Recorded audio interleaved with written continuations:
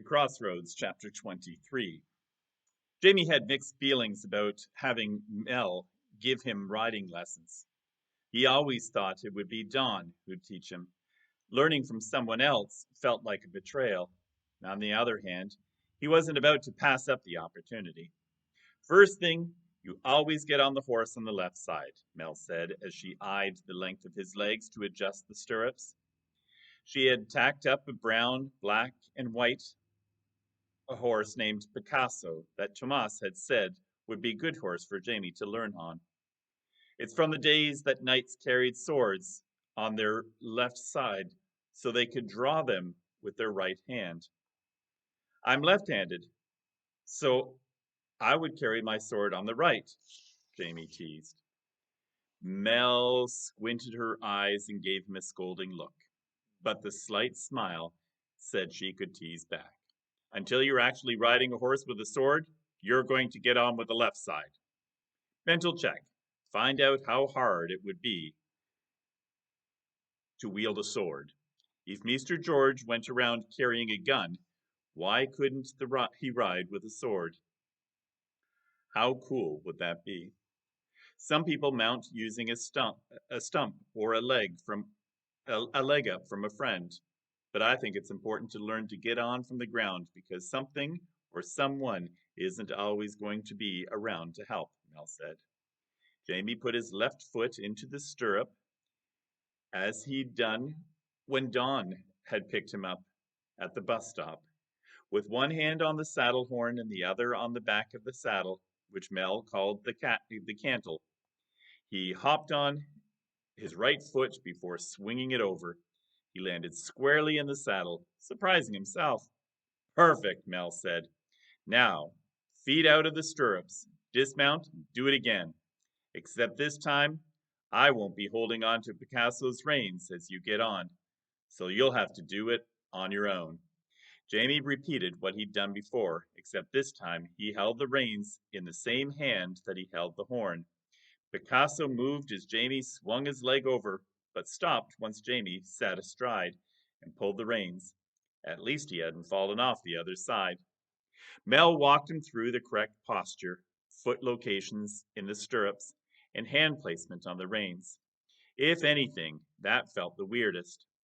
He wanted to hold on with his left hand, his dominant hand, but Mel reminded him if he ever wanted to learn to rope or ride with a sword, he needed his dominant hand free. He nudged Picasso with his heels, and they moved from a walk to a trot.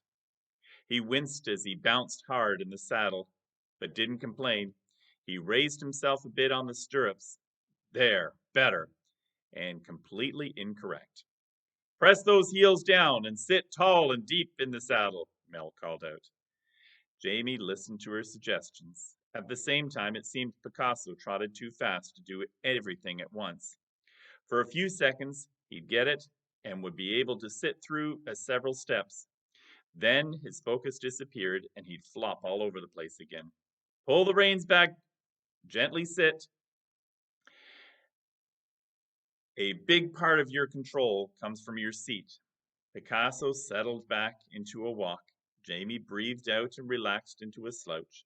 A second later, Mel nagged him to keep his shoulders back and stay alert and in control, even if we're just walking. You never know when a rabbit is going to jump out under a horse's hooves and startle him, or if he gets it in the head that he wants to return home. They went from walk to trot to walk a few more times and then changed directions around the corral and did the same thing over again. By the end of the lesson, Jamie's whole body ached, and he wondered if he'd ever be able to walk again. Still, he couldn't wait until Mel let him go faster, and he and Picasso could dodge cacti and chase rabbits with Vida at their side. Good job, Mel said. Let's call it a day. Can we do this again tomorrow? Jamie asked. Mel held the reins as he dismounted. School and work first, then we'll see if there's time to play. And you can ride outside the corral. Once you prove you can can we ride outside the corral? Once you prove you can handle a horse, you can go anywhere. You can go anywhere? Suddenly, the missing link in his plan to help Dawn clicked into place. So obvious he mentally kicked himself for not having thought of it sooner. How long before I prove I can handle a horse? Jamie took the reins back from Mel. Mel walked by his side. With her hat, she seemed taller than him, but he noticed her brown eyes were just below his, and she smiled at him. Depends on how much you want it. Oh, I want it. Now the question was, how would he draw Sem with his robotic tank wheels on top of a horse? Because even though Sem's first adventure had ended up botched in the hands of Diego, it wasn't enough to keep a good creature down. They exited the corral, with Mel latching the gate behind them, and Mr. George headed their way. A nervous pain gripped Jamie in the stomach. When Mel offered to teach him how to ride, he never thought of asking Mr. George for permission. The setting sun cast a shadow on the owner's face. Picasso and all the tack belonged to the rancher. He might not want Jamie to use any of it. Jamie stopped the horse and gripped the reins tighter. That the first time you ride by yourself? The rancher asked. First time with no Don, Jamie agreed. He's okay, I ride horse. No one else is riding him, and you did all right, Mr. George said as he ran a hand down Picasso's legs as if making sure he was sound. If you practice every day, I can see you riding out to check on the cattle on your own in a few months. No, Jamie shook his head. No months. Saturday. Mr. George turned away from his gelding to stare down at Jamie. What's happening on Saturday? Jamie took a step back and crashed into Picasso's neck. He could do this. Be brave. That day I go to Don's family. Mr. George shifted his hat to have a better line of vision at Jamie. What are you talking about? The old man doesn't have any kids. Jamie explained his plan as clearly as he could. A couple of times Mr. George interrupted, saying Jamie's idea didn't make sense, and Jamie searched for new words to explain. When Mel offered to translate, Mr. George shook his head. If the boy wants something, he has to learn to ask for it himself. Once Jamie finished, he waited to hear Mr. George's response. Not happening. The boss man shook his head. But, sir, he remembered to address him as Tomas did, and as the rancher preferred. He's a good idea. I work.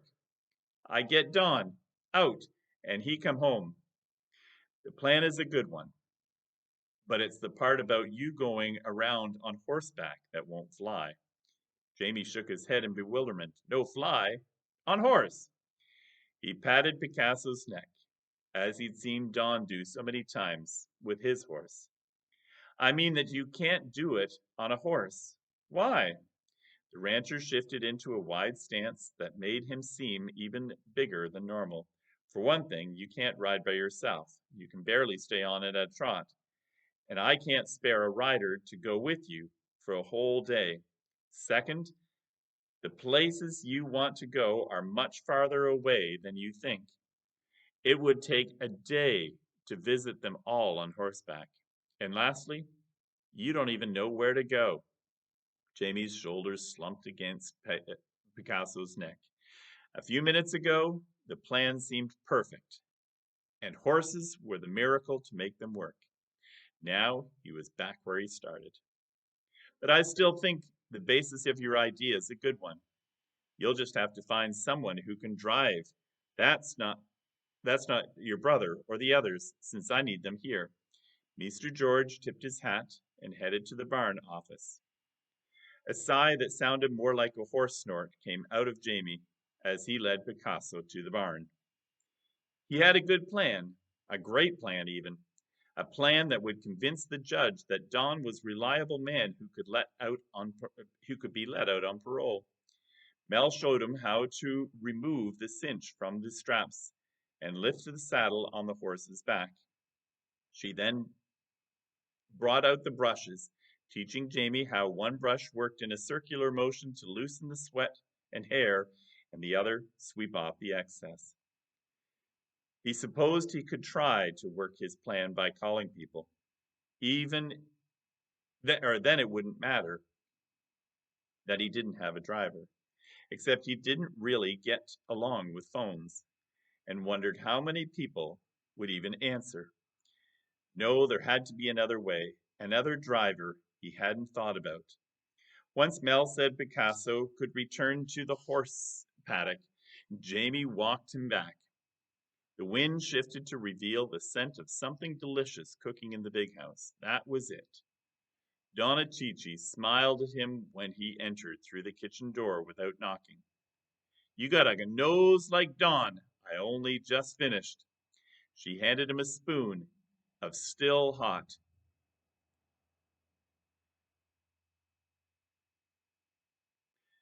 Jamie held the spoon over his hand to ask a question. Can you drive a car? She paused her canning to nod out the window where the sky began to darken. Not at night. My eyesight isn't good enough anymore. But during the day, you're fine? Sure, my license is still valid. He told her his plan to help get Don out of prison.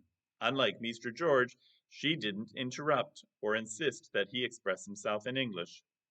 So can you do it? Will Mr. George let you drive one of the trucks and have the time off? He finished the question by finally sampling the spoonful of food, sweet and delicious and flavorful. Donna Chichi dropped the lid on one of the jars with a clatter before turning to Jamie with a stern look. El Señor does not tell me what I can do. When his wife's not here, I run the house. Jamie grinned. He knew she'd be on board. He crept a finger to one of the jars for another taste, but got slapped away like a bug. Donna Chichi gave him a scolding look, but then prepared a handful of saltine crackers with a dollop of food, and each one and handed them to him. No more, or you'll spoil your dinner. Please let me spoil my appetite for Tomas's cooking, Jamie begged, only half kidding. Donna Chichi laughed as they returned to her canning. Let me seal those jars, and we'll go over the plan.